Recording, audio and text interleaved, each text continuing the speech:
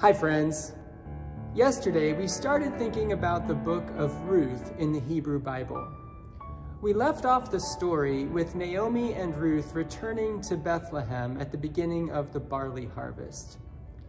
Chapter 2 begins with the dilemma of how Naomi and Ruth are going to secure food for themselves. Ruth assumes the responsibility, and she goes to the barley fields to glean behind the harvesters. According to the Jewish law, farmers were to leave grain or grapes or olives or whatever the crop for immigrants, orphans, and widows. Deuteronomy 24:19 through 22 commands, "When you reap your harvest in your field and forget a sheaf in the field, you shall not go back to get it. It shall be left for the alien, the orphan, and the widow, so that the Lord your God may bless you in all your undertakings. When you beat your olive trees, do not strip what is left. It shall be for the alien, the orphan, and the widow. When you gather the grapes of your vineyard, do not glean what is left. It shall be for the alien, the orphan, and the widow. Remember that you were slaves in the land of Egypt. Therefore, I am commanding you to do this."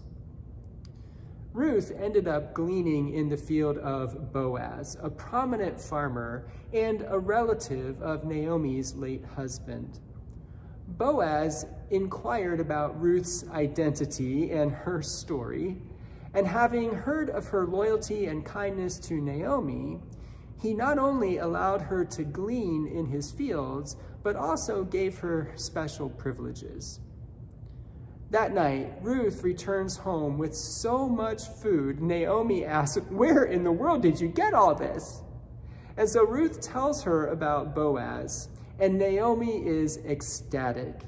She explains to Ruth that Boaz is their next of kin, or their kinsman redeemer. Yesterday, I mentioned how difficult life was for women, especially those without husbands or sons. Not only were they vulnerable in terms of their personal safety, but also in terms of their economic situation. Women could not own land or make a living except for begging and gleaning. So in Jewish culture, as well as in other ancient Near Eastern cultures, if the man of the family died and left behind a wife, children, or land, it was common practice for the next of kin, or the kinsman redeemer, to marry the widow, to protect the children, and to take responsibility for the land. When Naomi hears about Ruth's interaction with Boaz and his kindness toward her, she begins to hope for the future of her family.